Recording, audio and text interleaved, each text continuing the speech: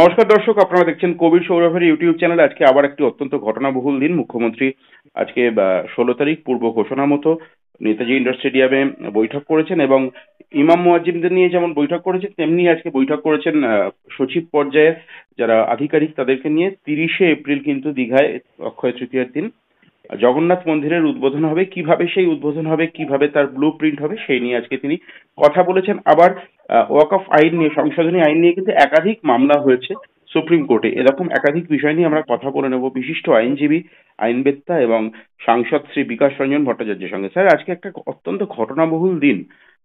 রাজ্যে আজকে একদিকে জগন্নাথ মন্দিরের উদ্বোধন নিয়ে মুখ্যমন্ত্রী বৈঠক করলেন, আবার ইমাম মুয়াজ্জিমদের নিয়ে বৈঠক করলেন ওয়াকফ বিল নিয়ে।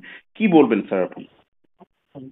মুখ্যমন্ত্রী তো প্রথম থেকেই সুন্দরভাবে সুচারুরূপে আরএসএস এর যে পরিকল্পনা সেটাকে কার্যকর করছে। তিনি একদিকে এই দীঘায় সরকারি খরচে জগন্নাথের মন্দির করছেন, করে আরএসএস কে তোল্লা দিচ্ছেন। হিন্দু মৌলবাদীরা আবার তিরিং বিরিং করে লাফাবে যে এই তো আমাদের সনাতনী প্রথায় মন্দির তৈরি হচ্ছে। এবং সেই প্রেক্ষিতে আজকে তিনি মুয়াজ্জিমদের নিয়ে বৈঠক করেছেন তাদের বোঝাবার জন্য যে তোমাদের সঙ্গে আমি আছি, যদিও ওয়াকফ আইন এসছে, তোমরা অশান্ত হও না, তোমাদেরও পয়সা করে দেবো, দুঃখটুকু আছে দেখবো। এখন এই পরিকল্পনাটা আজকে জনগণের যারাই চিন্তা ভাবনা করেন তাদের সামনে একটা পরিষ্কার হয়ে যাওয়া উচিত যে পশ্চিমবঙ্গের বুকে তৃণমূল শাসন মানেই বকলমে বিজেপির শাসন।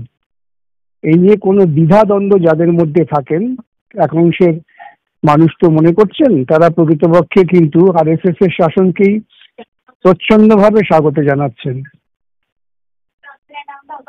স্যার, আপনার কথা শুনে আমার বর্ষিয়ান, আমি কোন দলের নেতা বলবো জানি না, তবে বিজেপি বিধায়ক অবশ্যই বলতে পারি। মুকুল রায়ের কথা মনে পড়ে গেল। তৃণমূল মানেই বিজেপি, তিনি বলে ফেলেছিলেন। এটা নতুন কিছু নয়, মুকুল রায় বলেছেন তৃণমূল মানে বিজেপি। শুভেন্দু বলছেন সিদ্দিকুল্লাহ চৌধুরী আমার অন্যতম পথপ্রদর্শক আন্তর্জাতিক নেতা, তিনি জামায়াত ইসলাম করে ধর্মীয় মৌলবাদকে প্রশ্রয় দিচ্ছেন, আমি ওইদিকে হিন্দু মৌলবাদকে প্রশ্রয় দিচ্ছি। আজকে এটা নিয়ে কোনো রাগঢাক গুড়গুড় নেই। একদল তথাকথিত নিরপেক্ষ মুখোশ পরে মানুষ, তারা মমতাকে সমর্থন করছেন, তারা আসলে অন্তর থেকে বিজেপিকে সমর্থন করছেন। স্যার, একটা জিনিস, আপনাকে অনেক মানুষ, বহু মানুষ আপনাকে রাজ্যে মুখ্যমন্ত্রীর কাউন্টার ভয়েস হিসেবে তুলে ধরেন। সংবাদ মাধ্যমে, সোশ্যাল মিডিয়া, ইন্ডিপেন্ডেন্ট মিডিয়ায় চোখ রাখলে সে কথা দেখা যায়। অবশ্যই এ কথা আমার কথা নয়। সেই জায়গায় দাঁড়িয়ে আমার আপনার কাছে প্রশ্ন হচ্ছে, মুখ্যমন্ত্রী কি খুব সুকৌশলে যে আগুনে রাজ্য পুড়ছিল, দেশ পুড়ছিল, শিক্ষক নিয়োগ দুর্নীতি, সেই আগুনকে নিভিয়ে দিলেন এবং দৃষ্টিটা ঘুরিয়ে দিলেন? অত সহজ হবে না। শিক্ষক নিয়োগের দুর্নীতির গভীরতা এত বেশি এবং এটা হিন্দু অহিন্দু সমস্ত ধরনের শিক্ষিত মধ্যবিত্তকেই কিন্তু আঘাত করেছে। আজকে সকলেই বুঝতে পারছেন যে ধর্ম করে তাদের জীবিকা জীবন চর্চা হয় না। আর একটা দুর্নীতিমূলক সরকার, সে মোদী হোক বা মমতা হোক, তাদের সমর্থন করলে পরে দীর্ঘকালীন হিসেবে সামাজিক কোনো সুস্থিতি বা মঙ্গল হয় না। এটা বুঝতে পারছেন তারা। হয়তো ওনারা চেষ্টা করবেন যে তোমার ঘরে আগুন লেগেছে, ঠিক আছে, সে আগুন নেবার আগে পাশের বাড়িতে আগুন লাগিয়ে দিয়েছো, এই যে পরিকল্পনা ওদের আছে, কিন্তু সেটা ধীরে ধীরে মানুষের কাছে স্বচ্ছ এবং পরিষ্কারভাবে বেরিয়ে আসছে। খুব বেশি দিন এই খেলা আর চলবে না। স্যার, একটা জিনিস লক্ষ্য করছিলাম, বিষয়টা আপনার কাছে জেনে নেওয়াটা খুব গুরুত্বপূর্ণ এই জন্য যে আপনার বিশেষ স্নেহভাজন রাজনীতিবিদ নওশাদ সিদ্দিকী, তিনি আজকে মামলা করেছেন। আপনার জুনিয়র আইনজীবী ফিরদৌস শামীম, তিনি সেখানে মুভ করেছেন। আরো অনেকগুলি মামলা হয়েছে, আগামীকাল শুনানি রয়েছে। সেখানে সাংবাদিকদেরকে, আমাদের কাছে রেকর্ড রয়েছে, নওশাদ সিদ্দিকী বলেছেন যে মুখ্যমন্ত্রী যদি সত্যি রাজ্যের মুসলিমদেরকে ভালোবেসে থাকেন তাহলে মামলা করুন ওয়াকফ আইনের বিরুদ্ধে, তা না করে তিনি মুসলিমদেরকে খেপাচ্ছেন। কিন্তু মুখ্যমন্ত্রী তো অন্তত একটা বিষয়ে আপনি নিশ্চয়ই মুখ্যমন্ত্রীর সঙ্গে একমত হবেন, যে মুখ্যমন্ত্রী রাজ্যের মুসলিমদের নিরাপত্তার স্বার্থে অনেকটা ভাবনা চিন্তা করেন, যার জন্য তাকে অনেক সময় মুসলিম তোষণের মতো কথাও শুনতে হয়। দেখুন, আজকে যে ওয়াকফের মামলা ছিল, সে নওশাদ সিদ্দিকী হয়ে আমি সওয়াল করব, সেইভাবেই আদালতের কাছে জানানো আছে। আমি আজকে অনলাইনেও ছিলাম, কিন্তু আমার জুনিয়র ফিরদৌস ওখানে ছিলেন। মুখ্যমন্ত্রী মুসলমান সুরক্ষা দিচ্ছি এই বাহানা করে হিন্দু উগ্রবাদকে প্রাণিত করেছেন, উৎসাহিত করেছেন। মুসলমানদের মৌলিক জীবন সমস্যার কোনো সমাধান তিনি করেননি, করতে পারতেন না, এবং তিনি করবেনও না। আজকে দেখবেন এই নওশাদ বলুন বা যে কোনো শিক্ষিত ধর্মনিরপেক্ষ দৃষ্টিভঙ্গির যারা মুসলমান, মোহাম্মদ সেলিম মামলা করেছেন, সিপিআইএম এর রাজ্য সম্পাদক। মোহাম্মদ সেলিম ওদের মামলা, হয়তো মামলা ফাইল করেছেন, আমি ডিটেলসটা জানি না। এখন সেজন্যেই যতই তিনি বলুন না কেন, সাধারণ দরিদ্র ঘরের মুসলিমরা যারা ধরুন মাদ্রাসায় লেখাপড়া শেখায়, মাদ্রাসার অনুমোদন হচ্ছে না, নিয়োগ হচ্ছে না, জমি কেড়ে নেওয়া হচ্ছে। বাম আমলে যে জমিগুলো দেওয়া হয়েছিল, অধিকাংশ জমি কিন্তু পেয়েছিলেন ভাগ চাষিরা, যাদের মধ্যে মুসলিম সম্প্রদায়ের সংখ্যাগরিষ্ঠতা বেশি। ঐতিহাসিকভাবেই পশ্চিমবঙ্গের বুকে যারা চাষি, চাষ করেন, তাদের সংখ্যাটা হচ্ছে সংখ্যালঘু সম্প্রদায়, আর জমিদারদের সংখ্যা ছিল উচ্চ বর্ণের হিন্দুর। এটা একটা বিরোধের কারণ ছিল, সে ঐতিহাসিক বিশ্লেষণ আমি যাচ্ছি না।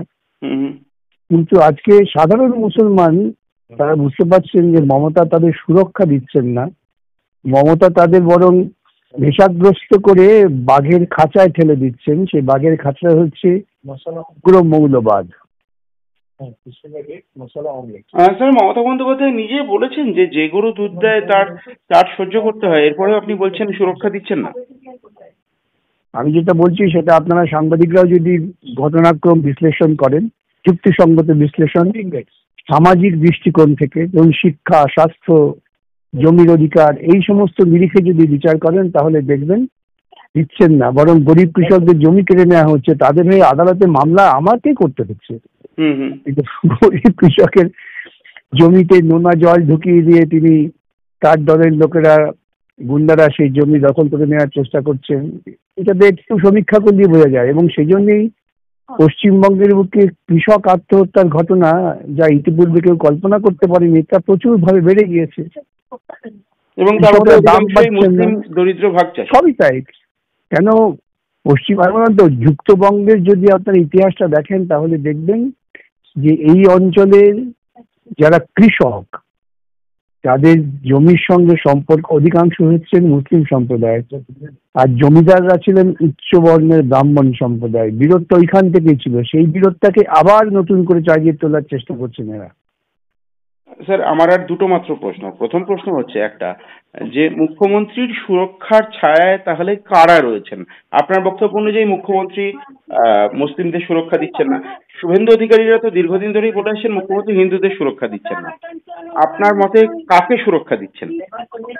উনি সুরক্ষা দিচ্ছেন দুর্নীতিবাজ, গুন্ডা এবং মৌলবাদীদের, এই তিনটে গোষ্ঠীকে তিনি সুরক্ষা দিচ্ছেন। আচ্ছা স্যার, আমার একেবারে শেষ প্রশ্ন। আজকে মহামান্য প্রধান বিচারপতির বেঞ্চে মামলা উঠেছিল, সেই মামলায় আমরা কোর্টের মোশনটা বুঝতে চাইছি। না, প্রধান বিচারপতি প্রাথমিকভাবে অন্ততপক্ষে ওয়াকফের কিছু ধারা নিয়ে সন্দেহ প্রকাশ করেছেন। তিনি অন্তর্বর্তীকালীন আদেশ দেওয়ার জন্য প্রস্তুত ছিলেন, কিন্তু সরকারের পক্ষ থেকে বিশেষ কোনো আবেদন করাতে তিনি কালকে রেখেছেন।